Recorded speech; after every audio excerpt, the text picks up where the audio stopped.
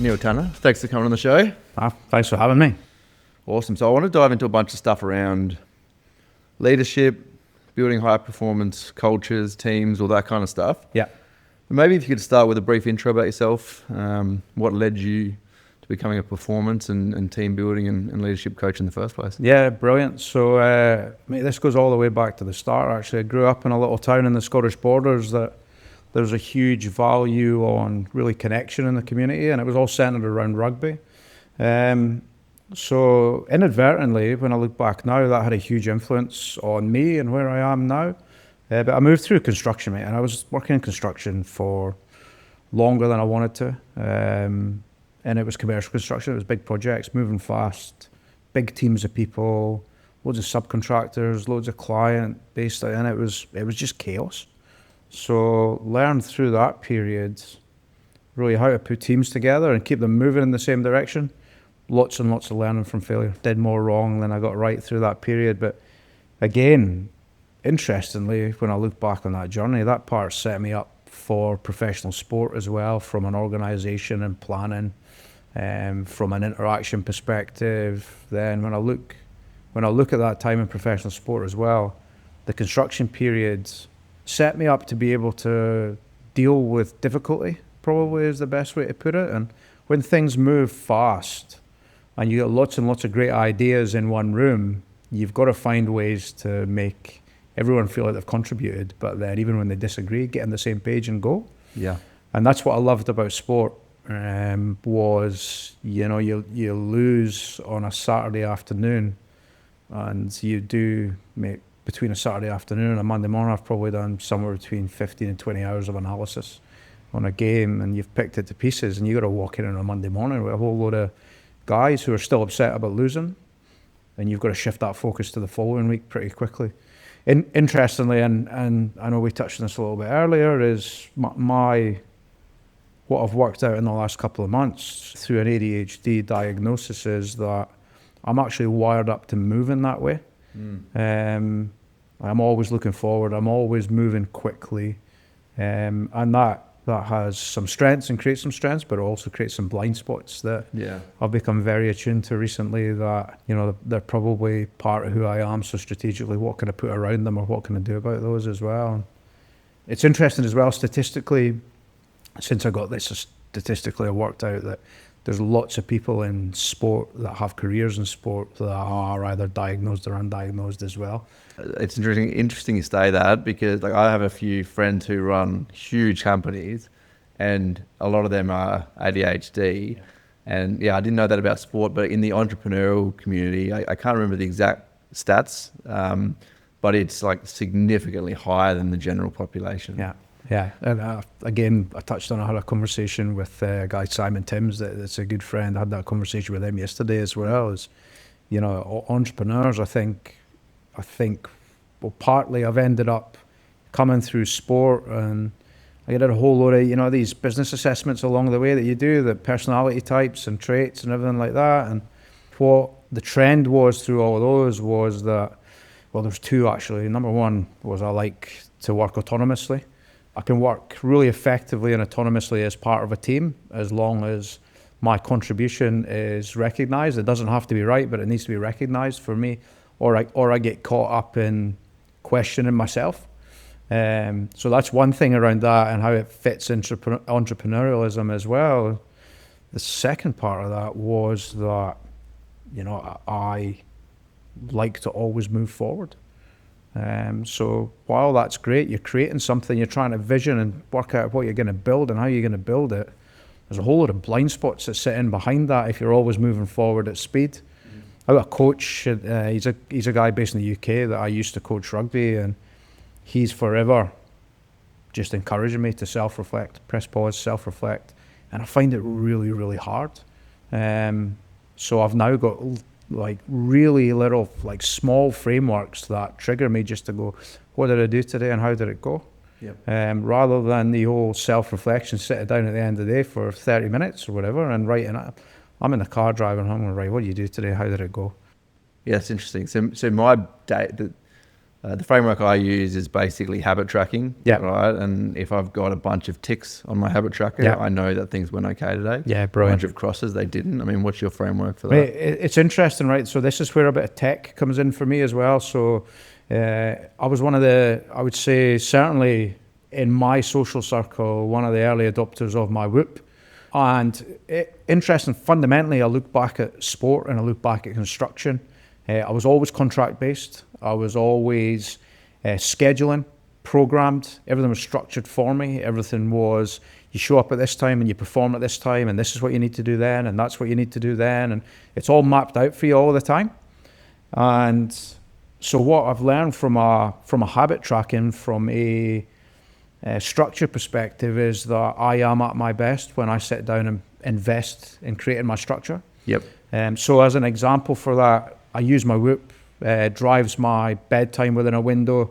My uptime's consistent every day, but I also, you can habit track within that, and I use a little bit of habit stacking. So my day starts with 5 a.m. alarm goes off, and it's interesting listening to your podcast earlier on today as well. It's like, I'm 5 a.m. I don't want to get up then, but I've got a glass of water with some Hydrolyte sitting by the side of the bed, and then in the time that it takes me to swing my legs over the bed at a time where I don't want to get up, I see the water, I drink the water, and suddenly while I'm drinking it, I'm standing up and I didn't even know I got up. And that's the impact of that. And that just triggers me, right? Get your gym clothes on. You're in the gym at 6. I want to just double click on that. Yeah. So you prepped that the night before? Yeah. Okay. So I've got the same thing. So I just know from a personal motivation perspective at night that if I have to train at night, that I probably won't do it. Yeah. So I get up at 5 and train as well. If I get my shoes out and put my gym clothes on top of my shoes next to the bed, Yeah. for some reason that triggers me to be able to get out of bed. Whereas if my alarm goes off and I haven't done that, I go, I haven't prepped for it. It doesn't really matter. I can skip that day, right? So that little bit of prep the night before, Yeah. I can't explain why, but it triggers me to be able to, and that just sets me up for the whole day, right? It's brilliant, isn't it? Because that's, again, you touch on, it'd be interesting, what age were you when you started doing that? It's what age were you, or how long ago did you recognize that when you did that, it had a positive impact on the way you showed up for the day? That's a good question. So the way I would put my fitness, and it's one of my core values now to look after my fitness and wellness, just because I know that I tend to spiral. But it's just been like right now, my diet and exercise is completely dialed in. But the way it's just been trial and error for 5, 8 years of getting to this point. So I couldn't pinpoint the exact thing, but I just know when I first started, you'd probably go 1 day a week, and then you go, okay, well, if I do this, then I can make it 2 days a week. So it's just been a slow journey of constantly going back and back and back and back, right? The main job of getting your health and wellness or health and fitness dialed in, it's just to keep getting back up, because you will fail time and time again, and people think they can just instantly switch into this workout 5 days a week and all of that kind of stuff. But the trial and error comes first. It's part of the process. Yeah. And look, I think I completely agree, and I'm the same. And listen, it's probably only in the last, I would say, 10 months since I got myself a coach that I've been able to reframe it and then even deep dive into some of those things as well around what works for me. And I was very much trial and error historically. So I'd have blocks where I was really, really dialed in, and then I'd have a big block where I wasn't really dialed in. And when I reflect, when I do take the time to look at that, I was like, well, I was a better human being during that period. Definitely. I was showing up better in everything that I do as a person. Listen, when I say as a better human being, I just mean the quality of who I was, the way I interacted with people, the way I represented myself was just so much better when I was dialed in. I mean, we can jump into leadership in a minute. I think this actually connects to leadership, because, there was a period in my business journey where I was just constantly on burnout. Yeah. And, my behaviors as a leader, if I reflect, I was not the person I want to be, right? Short-tempered, all that kind of stuff, right? So I think all this stuff ties in together. Yeah, it does. And listen, I think you've absolutely nailed it there for me, is fundamentally how can you be a great leader? How can you be a good leader? How can you be an effective leader even if you don't know who you are? And that's the bit that probably, that was the game changing bit for me is I was, I'll go back to 2018 and I was in an environment in Europe where for the first several months I was showing up trying to be the person that I thought the organization wanted to be me to be. And I actually posted on this on LinkedIn a couple of days ago. There's a player, a guy called Max Argyle. He could see I was a little bit tormented, and he came and gave me a book called The Obstruction is the Way. The obstacle is the way by Ryan Holiday. Yeah, I had a complete mind blank there. The obstacle is the way, mate, and it changed me. As soon as I read it, it was like a light bulb moment. It was like, well, hang on a second, what you're going through is meant for you right now. So how are you going to grow from it? Like, what are you learning? Rather than sitting feeling sorry for yourself and thinking this is shit, it's like, what are you doing about it? And that reframed me through that period where, mate, it was hard because, like, I didn't really know who I was at that point in time, mate. I was trying to forge a career in pro sport, thinking I needed to be what everyone else wanted to be me to be. How could I be anything for anyone without knowing who I was? And it sounds really deep, but when you go through that process, again, of reflection, which I find difficult, is looking and going, right, well, hang on, what do you stand for here? What's important to you? A game-changing moment. I go back to these big moments in life. Mate, I think becoming a dad to girls was a really big moment for me in my life. I was 32, heading for 33, and my wife's 19 weeks pregnant, and we've gone to get the scan. We wanted to find out whether we're having a boy or a girl, and she's got the scan, and we've been sitting in the room getting scanned, and we find out it's a girl, and come out the room, and she goes to me, "Why are you so disappointed?" And I'm like, what do you mean? And she was like, "Well, you're clearly disappointed. You're getting a girl and not a boy." And I was like, "All right, well, you're probably right here. No, you actually are right. But I'm not going to hang on to that. It's like, you just told me I'm going to be a dad to a girl. I'm super excited. It's brilliant." So at that point, 19 weeks, we gave her a name. And we called her Ivy at 19 weeks. And it was interesting, that created, and I'll come to sort of principles and values and stuff in a little while, but that moment of connection at that point in time was really, really important for me as a dad. She wasn't born, mate. She was halfway through pregnancy. But that finding out and then giving her a name created this connection that really meant something to me. So again, you go through that whole period, you look at these big moments of influence in your life, and finding out that I was going to be a dad before she was born made me think about, right, well, what kind of dad do I want to be when she is born? And then she was born, and we were in hospital. She's due to get home, and they put the scope on her heart, mate, and they turned around and said, "Oh, you can't go home." And they left us lying for about, mate, 40 minutes. They came back and said, "You got to go for an ECG." So we went for the ECG, mate, and they told us then she's got 5 holes in her heart. So she was born with 5 holes in her heart, and mate, it was like, it's the closest thing I can ever imagine to being smacked square in the chest with a sledgehammer. It just took the wind out of me completely. And my wife was obviously the same, and she just, we got back upstairs, and she was with Ivy cuddling her, and she says she just wanted 5 minutes alone with her at school. I went for my mum and dad in Scotland. I just emptied. Like, I reckon I cried on the phone for half an hour, easily half an hour. But, and again, I look back at my always moving forward, and it's interesting how it's threaded through everything, that always moving forward. So I've effectively gotten that 30 minutes of crying out my system. I've felt sorry for Ivy, I've felt sorry for me, and I've gone, right, well, what do we need to do? And not only what do we need to do, what are we going to do? So we put a plan in place, mate. And again, I go back to this connection piece that's a thread through my entire life. I had some connections with some people in Sydney that, mate, they heard the news and they reached out. And these are people that are really, really influential people that, mate, at one point, one of the guys was running a foundation that was run by Delta Goodrum, and he's phoned me. I'd coached his son at rugby. He's phoned me and said, "Don't worry, whatever she needs done, we'll get it done." And it was, you look at the power of connection and the power of building relationships that mean something, then when things get difficult, you've got people that come forward and say, "Hey, I want to help." And that, it's back to that, trying to be a good person and trying to, be supportive and trying to help people and grow and influence and all of that stuff. Again, go through that journey of working out who you are. In my 20s, I had no idea, but the more time I spent coaching in rugby, the more I recognised that fundamentally I'm someone that's about helping people grow. Yeah. And I think that ties into leadership brilliantly as well, mate. Yeah. It's fundamentally what I'm all about. Okay, so all right, let's talk about leadership Yeah. then, right? So I want to aim this conversation. I'll be interested whether you think there's a difference, but I want to aim this conversation at what I would call small to medium businesses, Yeah. which is where I play. So somewhere between 5, 25 staff, somewhere between 1 and 10 million revenue. Yeah. I think let's say for me personally, and I know a lot of small to medium businesses are built like this, right? They're built on an owner who is a skilled technician. Yeah.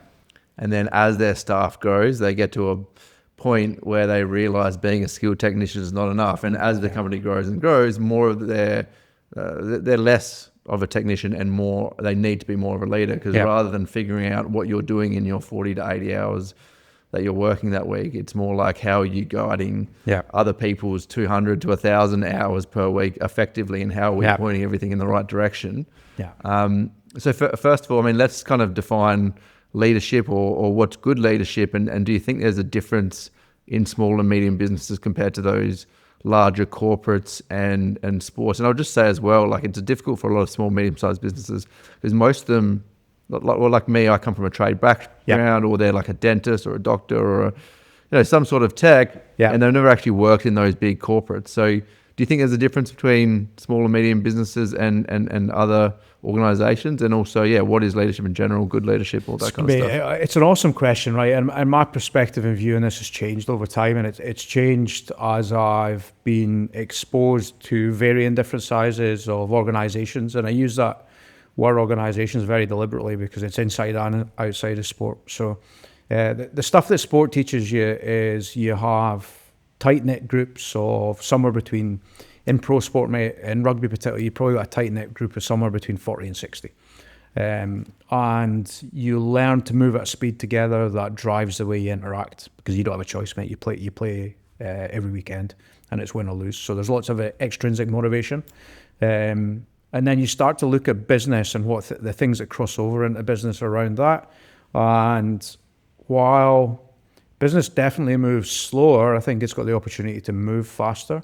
And when I dig into that moving faster part, I think it comes back to leadership and do you lead people or do you lead things? Like, do you know what came up for me? Like before, you were saying, like, I don't know whether this is the reason things move slow, but like in sport, you've got an event every week. You've got an event, you won or lost. Yep. Okay, whereas business can just be this slow. Do you know what I mean? Yeah, I totally agree. Yeah. And we hear it.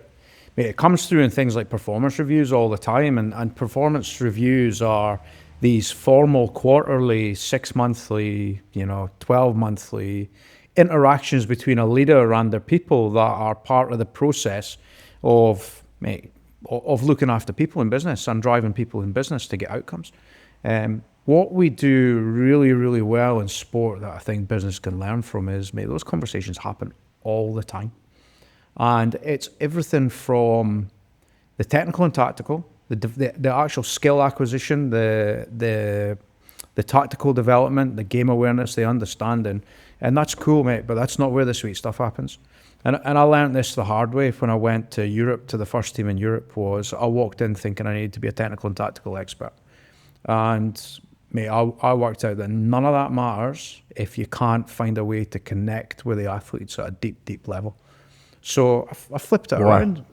So Why? Because ultimately, mate, they're all there for a reason, right? And we think that they're there to win, but actually they've all got a story behind them.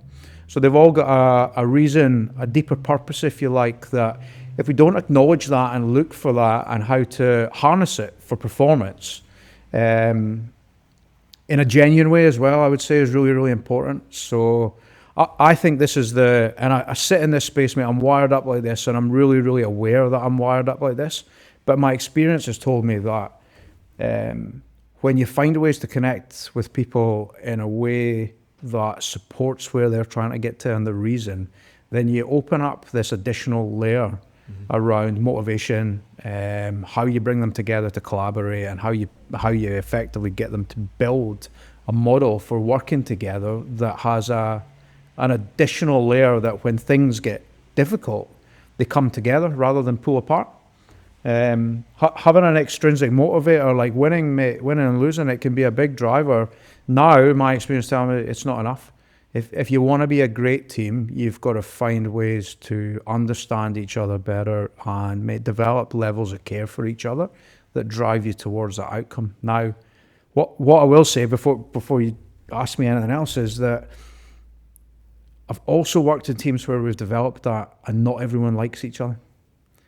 So you don't have to love each other or care that deeply about each other to be able to trust each other enough to achieve goals.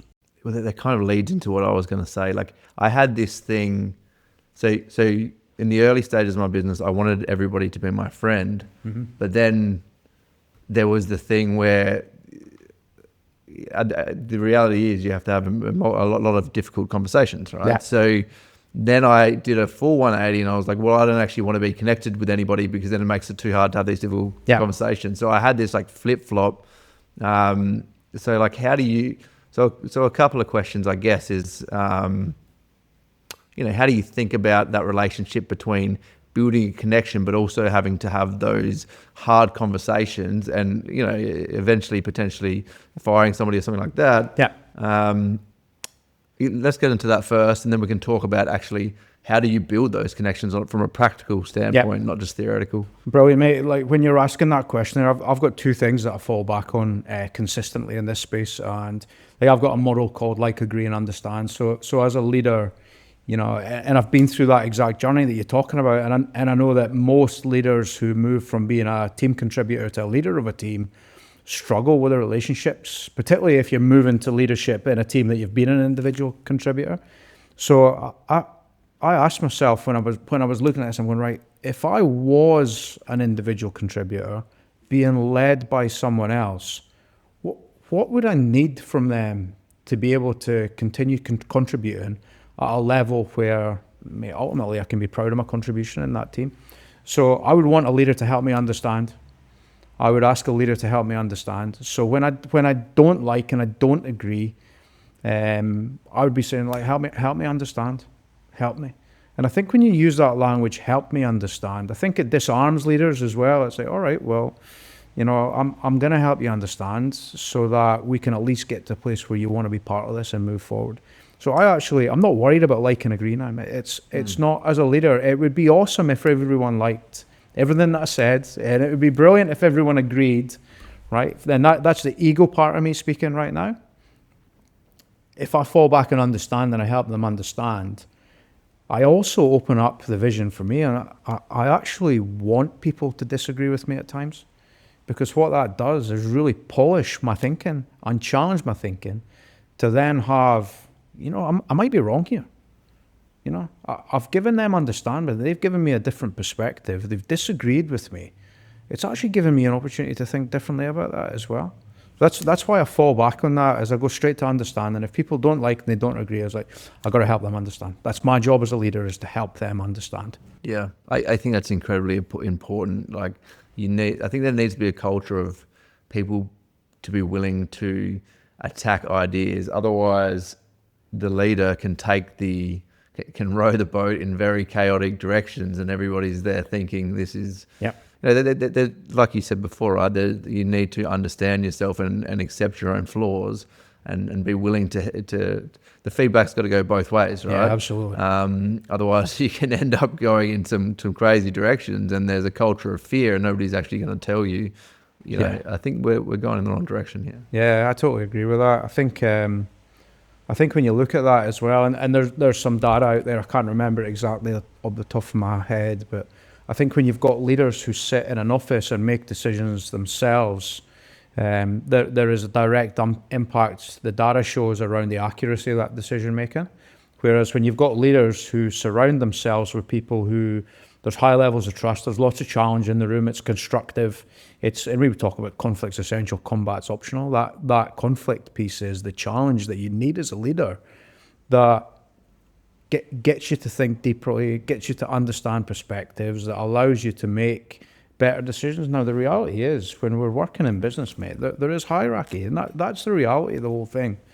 But the leader that sits, and we can talk about behind the organization on top based on leadership models, but the person that is ultimately responsible for the business or the environment, I would talk about them as decision makers now. But I think a decision maker is only ever as good as the suggestors that they have around them. So what's your framework for encouraging suggestion? And that's where we open up conflict and challenge. That suggestion needs to be, your people need to have the confidence to step in, and when they are polar opposites in what they think, you need them to have the confidence to step in and challenge in that way. So what kind of environment are you building that encourages people and makes them feel safe enough to step in and go, I think differently about this. I'm going to challenge what you're thinking just now. So what is a framework that encourages? So, I mean, well, that's back to the buzzword around it all is psychological safety. So, right, and you can look on any leadership manual or book or LinkedIn or whatever you want right now, and people will talk about emotional intelligence. They'll talk about, human response. They talk about all of that kind of stuff, these buzzwords that you have to have as a leader. I always fall back on how connected are you? How well do you know them? And then how are you responding when someone says something to you? And I'm not talking about verbal response. I'm talking about what does your body look like? Yeah.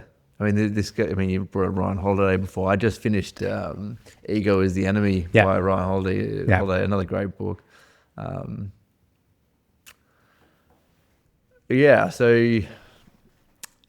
think that can be hard as a leader, right? Like I think initially, you think as a leader, you need to know everything, and any pushback on that is a dent in your ego, and you're not capable of leading, right? So, It's a brilliant point, mate, because like, again, when you've said that there, I've gone, right, where do I go when you talk about that? And I go, like, you got to know who you are, mate.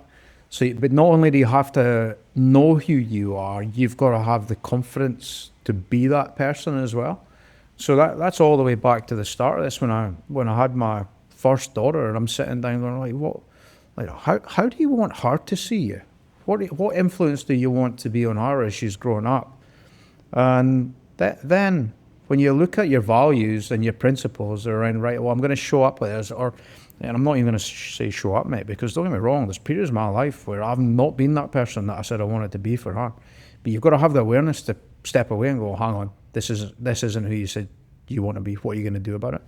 You've got to go through that process of working out, like, who are you and what do you stand for? And then you can bring that into the room. And the other thing I'll say on the opposite side of that, we've all seen these autocratical leaders, mate, and there's plenty of them in the world just now without mentioning any names. But if even those men and women, if they show up and try to be something other than they are, people smell bullshit from a million miles away.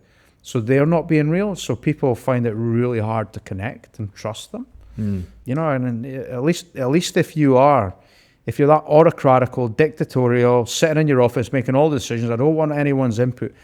People might not like it, but at least it's real. Yeah, they can look at it and go, well, it's real. I'm getting what I think I'm getting here. I maybe don't like it. I won't be around for too long, but it's real. Versus that person trying to be something that they aren't, and then you start to get inconsistency that creates confusion. Yeah. It's so interesting, like about saying you need to know yourself, right? It's there's a saying that I really like that business is a personal development vehicle disguised as wealth creation. Yeah.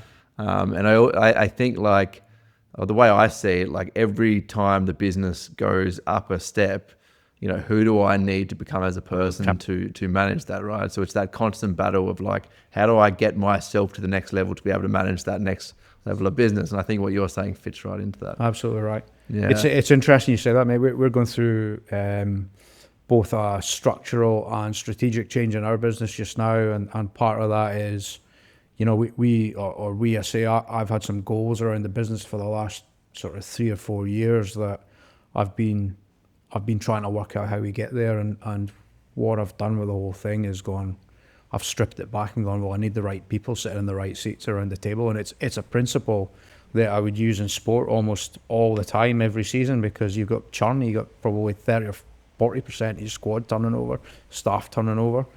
So I've taken that principle and dropped it into the business, and I've actually had a Zoom this morning, mate, with we're restructuring, we're putting a team of leaders in the business that, mate, they are absolutely the right character first. They're the right human beings. And we've gone a real deep dive into making sure we've got alignment in that space.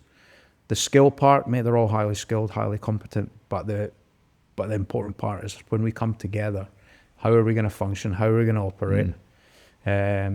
What's important to us? When the difficult times come, are we going to pull together? Are we going to pull apart?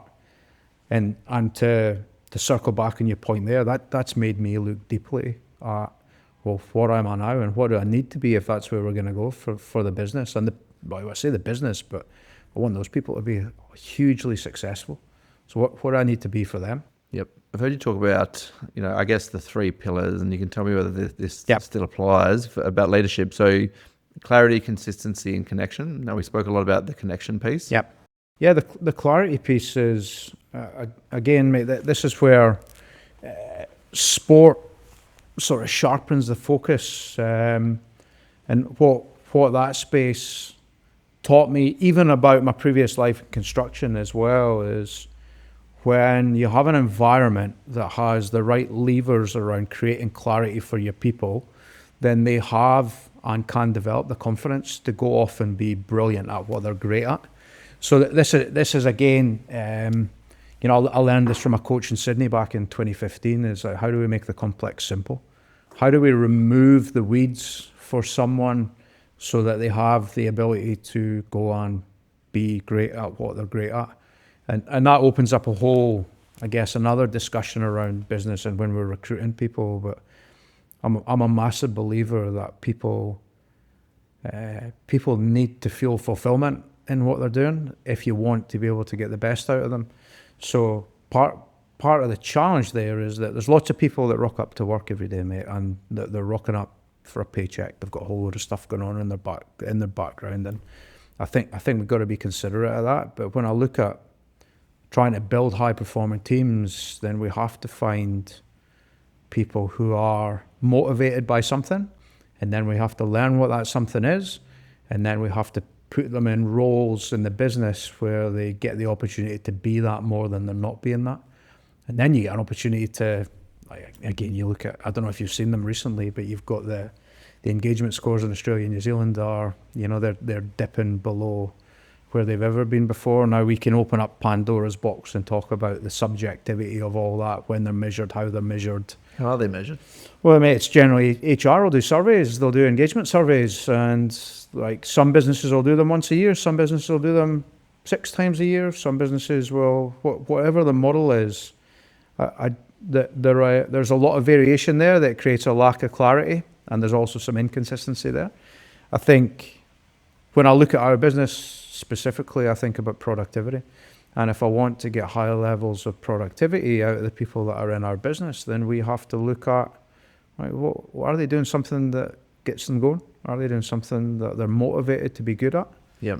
And if you can find the right people in that space with the right character and they're motivated to be good at something, and you get them doing that good, then you've got an opportunity to get higher levels of performance. But that all fits back into that clarity bucket. Yeah. So with when I think clarity, I mean, how I solve this issue in my business is meeting rhythms. So yeah, we do the daily huddle, the weekly leadership team meeting, stuff like that. And at first, it feels quite.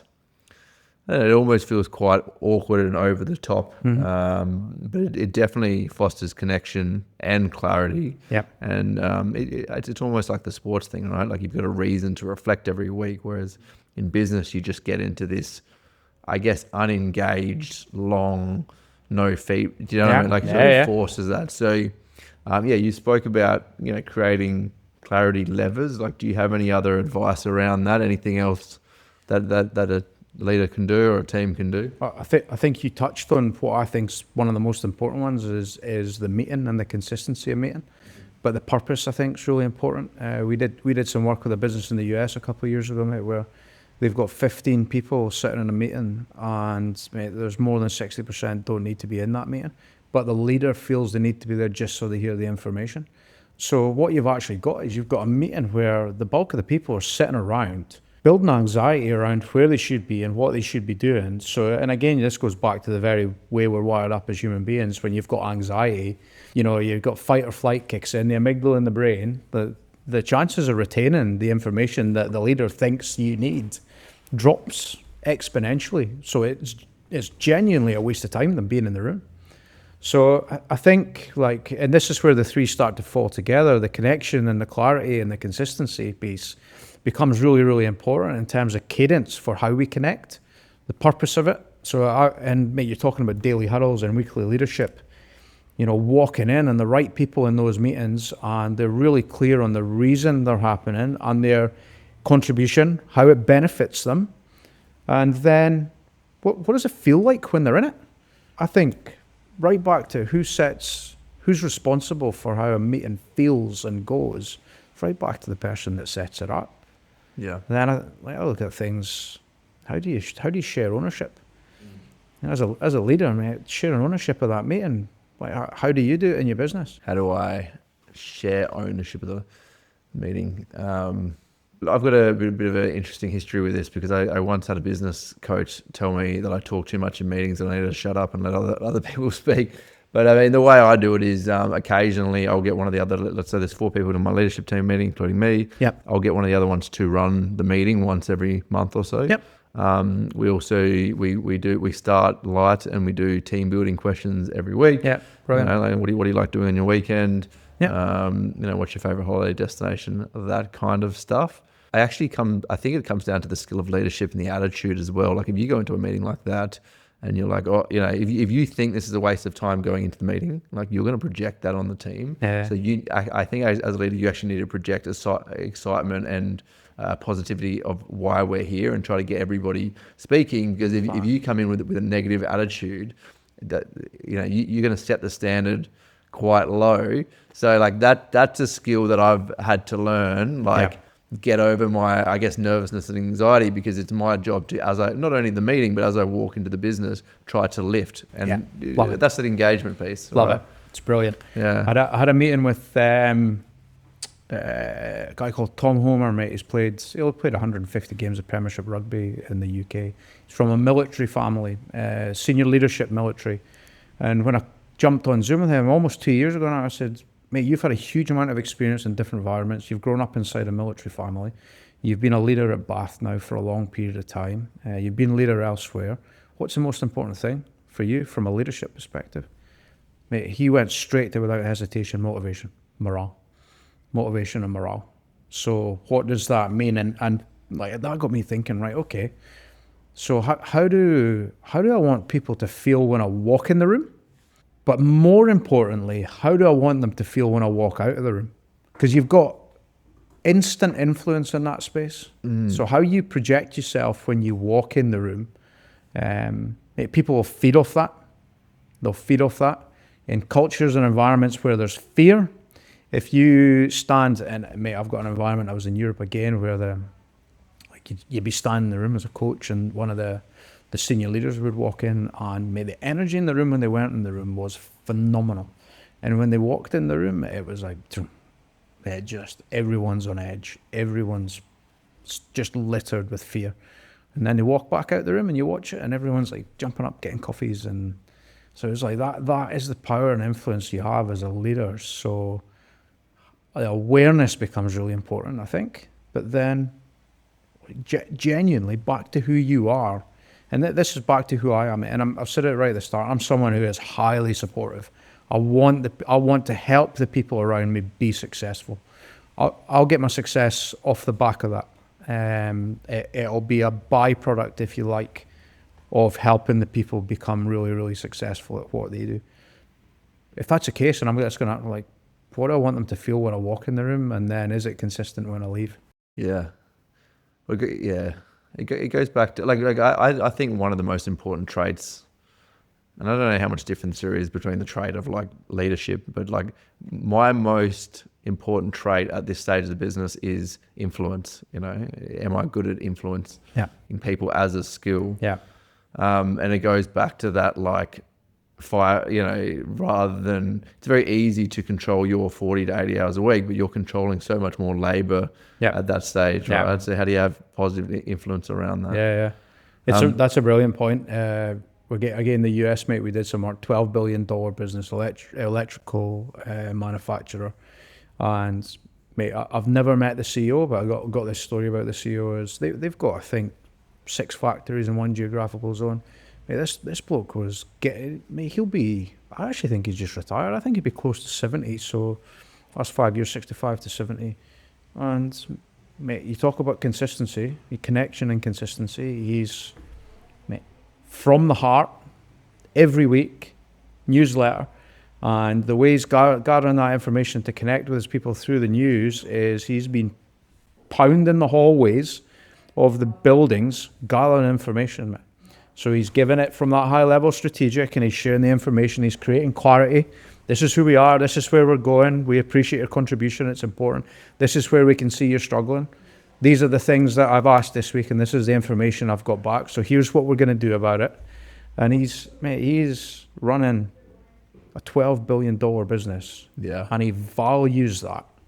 So his people feel that value. Yeah, it's interesting. Yeah.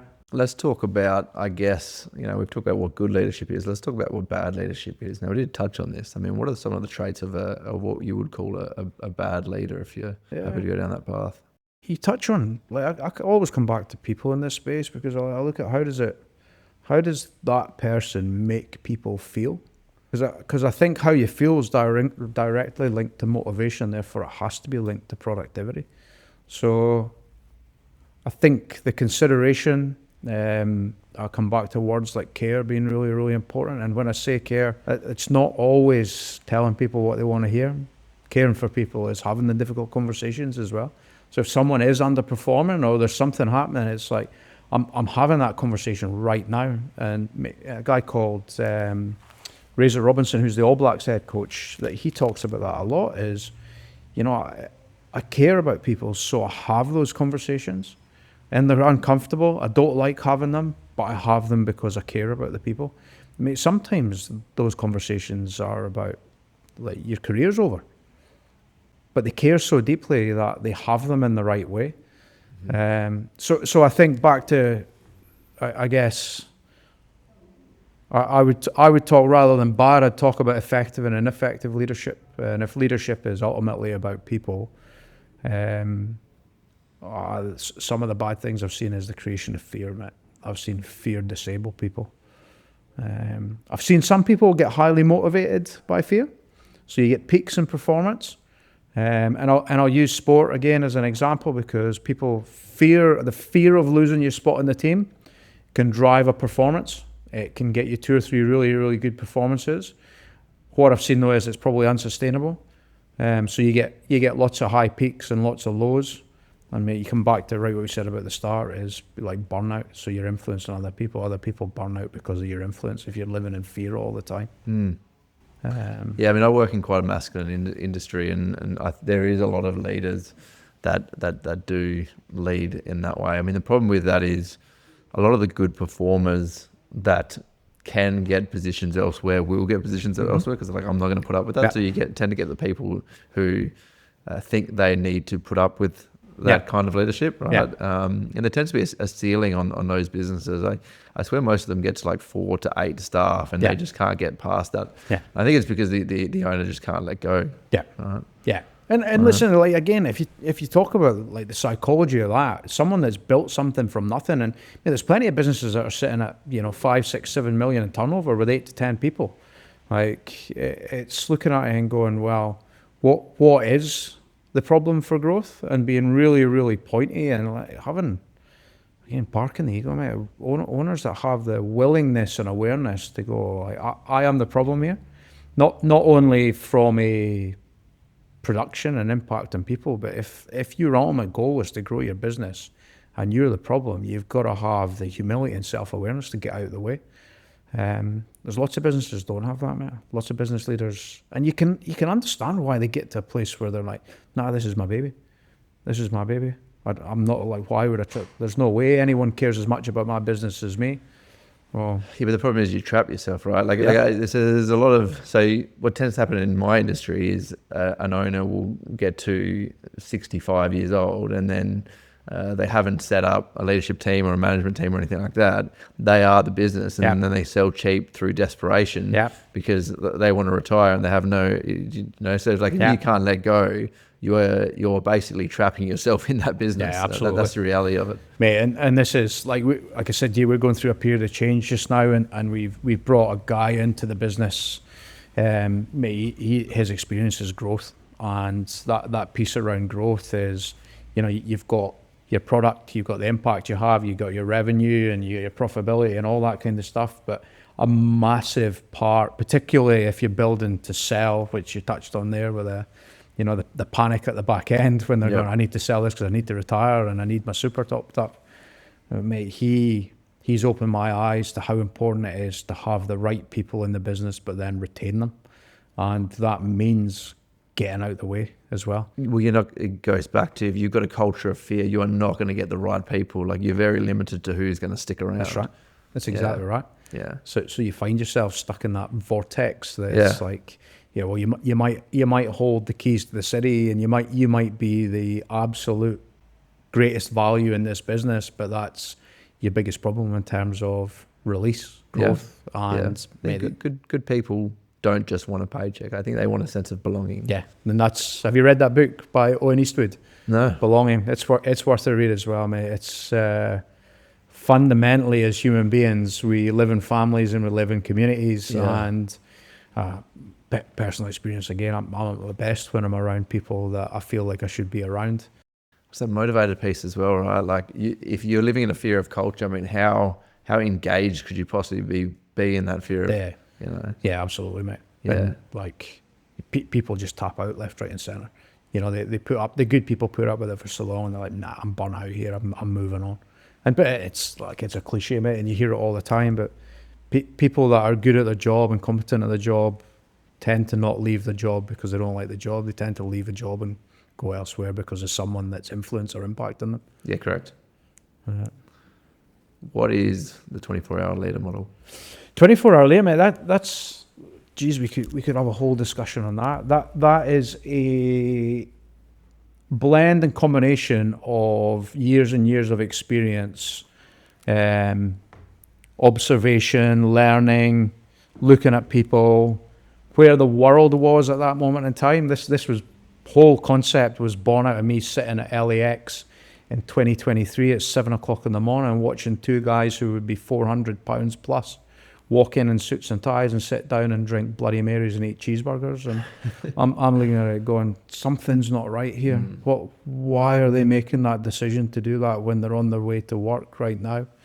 And what we worked out through the whole thing is there's a whole ecosystem in the US that we could pick apart and talk about, skin in the game from a big pharma and nutrition and how it all crosses over and blends over. But the reality is people need to be educated enough to be able to make decisions that are better for them. So when we looked at 24-hour leader, we looked at what we're doing with our business just now in leadership and team performance, and what if we wanted to have a real impact and influence with that. It's what are people like when they show up in the room? So what support do they need to be even considering that, right, I'm coming into this space from a leadership team and culture and I want to contribute better and more? Then it's back to how well do they know themselves, what are their values, their background, their upbringing, and educating them on everything that they put into their body, the impact it has on energy, the impact it has on mindset, the impact it has on relationships.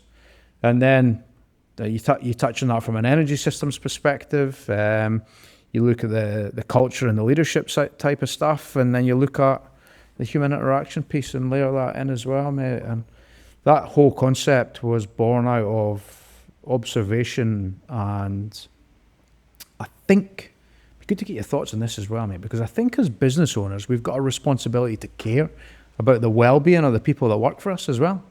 Yes. So yeah, I mean, this comes back towards what are your values and what kind of life do you want to live, right? Mm-hmm. I mean, from an ethical perspective, 100%, right? And we touched on this before we got started, but like pure success never equals happiness. And for me, I know that to be happy, I need to be living within my values. So, you know, you could say from a pure, this is hard, from a pure performance, you don't have a responsibility, although I think it would help performance. But yeah, I mean, do you want to live ethically? What are your values? So yeah, I think I have a responsibility. Yeah. It's an interesting discussion, mate, because I get business owners when we talk about this that look at me as if I'm an absolute clown. It's like, why would I bother about that? I just want people to rock up and do the job. So, okay, so this is a bit of a hectic story, but so in the early stages of the business, I was go, right? And I had a staff member, and his performance was slowly declining. Right. I was a very poor leader at this stage, and there were signs of substance abuse. Then there was a few instances of him not showing up, and then there was, you know, there was anyway. I didn't dive too much into his personal life because I thought that is not my job. Right. He didn't rock up one day where I really needed him there. I fired him on the spot. He'd had a bunch of warnings. 3 days later, he committed suicide. So, and that like destroyed me. Like, you know, and that really changed the way I do things. So, you know, I don't even know what point I'm trying to make here, right? But I guess, you know, whether there's like, who do you want to be at the end of the day, right? Like, that really changed the way I interact with my staff. It's a great story, and listen, thanks for sharing that as well, because it's hard to share stuff like that. I think what we've done here is we've gone full circle, and all the discussion in between is, you know, if you want to be a good leader and you want to be effective, it's like, I mean, how do you frame success? Number one. So what do you want to be known for success? Success wise is like, well, you got to sit and work that out, but you've also then got to make sure that it's real. So your actions and words as a leader have to align. So if you're going to say, this is how I'm going to measure myself as success, and now how I'm going to measure my organization as success. Don't get me wrong, the revenue and profitability stuff, mate, is really, really important, right? Yeah. But I think there's ways to achieve that. And I think in business, what I've learned is that for that to be real and sustainable, it has to be a true reflection of me. It has to be, the success needs to be aligned with, it has to be aligned with your values, what you stand for. Yeah. You have to be really, really clear on that. And if it's not, don't get me wrong, and I'm sitting here, there's businesses that are turning over billions and billions of dollars that have leaders that don't think of this kind of stuff. But it always falls back to, what does success look like for you? Yeah, well, I think like you said before, I can't remember exactly how you put it, but it was something along the lines of, how do I want my daughters to see me, right? Yeah. Like, you know, what kind of example do I want to set for my children? And this goes, more into, I guess, life in general rather than just business, right? So the responsibility for the well-being of my staff comes from what kind of person I want to be, right? And do I just want to be rich and successful, or do I want to be able to sleep at night and be happy with the person I am and set a good influence for my family? What's fulfillment, right? Correct. That's what I'm asking myself, is what's fulfillment, and how I see and measure that is in my interactions with people. I took my eldest to school a couple of weeks ago, and she was having some challenges, social challenges at school. A couple of girls. It was like the relationships weren't working, and I'm in the car, and she's telling me, and she's asking me for advice, and I'm hitting her with questions. So I'm helping her work it out. I'm enabling her to solve the problem herself, and make she recognize this. So she goes, well, hang on, Dad. You're doing what you always do. I was like, what do you mean? She said, I love how you never just tell me what to do. Yeah. You always help me work it out. And at that point in time, they're the moments that I want to measure myself on, mate, because it'd be easy for me to sit and say, right, well, you need to go do this and this. but that's not hers, mate, and that's her not owning the solution. She's 12. She's at an age where if I can work with her now to help her own the solution, the same as I would in my business, the same as I would with sport and in sport, then when I do pause and reflect, I think I look at what I want success to be, and for me, it's enabling other people and helping them grow, and I want that to come through in my interactions all the time. I think it's so important defining how you're going to get fulfillment, because that's something I never did when I was younger, right? And I just thought success is fulfillment. Yeah. But then that got me down to a point where I was more successful on paper than I ever thought possible, but I was also less happy than I ever was, and I was drinking more than I ever was. And it just got to a point where I'm like, I can't keep throwing success at this happiness problem and fulfillment problem, right? And that's when I had to really restructure my life. And if I was to, how do I get fulfillment now? It's a connection to my values, and I've got 4 buckets. I've got, am I happy with the husband and father I am? Are you focusing on your own health and well-being, right? Fitness in general. What I would call spirituality. That's a longer conversation we don't need to have. And then success is there as well. So success is one of the 4 buckets. And I over-indexed so heavily for success for the majority of my life that I think I was deeply unhappy. That's interesting. What at that, if you look at what success was for you, let's go, I'm putting timelines on it because I don't know your timeline, but 10 years ago versus today, what's different inside that bucket? So I have this thing inside of me, right? So it was having a Rolex, right? And I always thought when I get to a certain amount of revenue that I will buy myself a Rolex. Now I've passed that, but I refuse to buy that Rolex because I'm giving into that, Luke 10 years ago, that needed status, and that was what was going to make him happy, right? Brilliant. And I did go through this period when the business started making money of just blowing cash on designer clothes, really stupid stuff. And then I came to the realization fairly quickly that this is not it. This is not where I want to be. It's interesting, that journey, isn't it? Mate, you got me thinking deeply about my 20s, and then I come back to that moment when my first daughter came along, and the fact that it was a girl, I think, was such a big moment for me, and such a positive moment in terms of direction. I think maybe we all grow up and mature and change at different levels and different rates.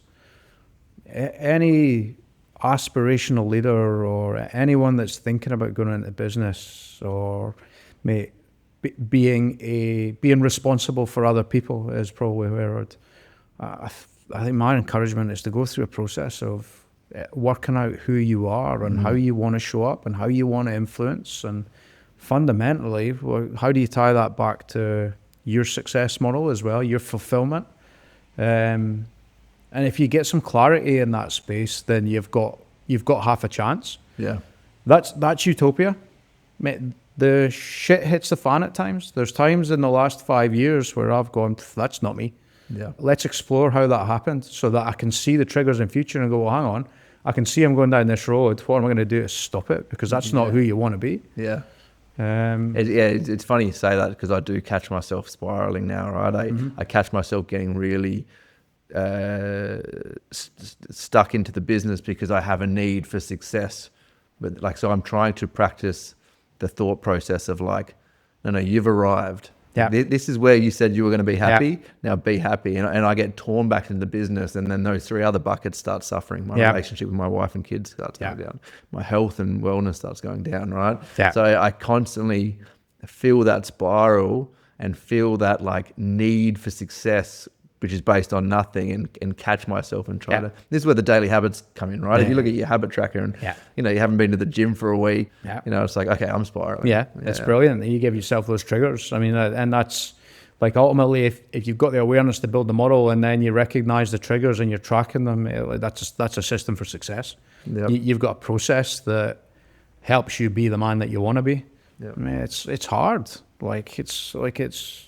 You have your values and principles you want to live by, mate. It's hard. There's no two ways about it. But I can't remember doing anything that was fulfilling that didn't have some degree of pain. Yeah. some degree of hard, some degree of, I don't want to do this. But it's one thing to think like that. It's a different thing to act like that as well. I go that hard, and the obstacle is the way. The book gave me a fall back on that, and so, well, this is for me right now. If it's hard, it's meant to. It's testing you. It's supposed to test you.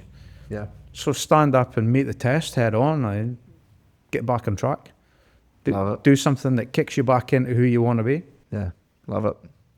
Got so much more I want to talk about, but I think we're running out of time, man. So yeah, Sit all day. Neil, really appreciate you coming on the show. Nah, I mean, thanks for having me. Brilliant discussion. I really appreciate it. Awesome. Anything you want to plug? Anywhere you want to point anyone? Oh, mate, just again, I'm very organic and natural in this space. Like I'm trying to be more present on LinkedIn and these kinds of places. If anyone wants to reach out or have a conversation, mate, do it through that.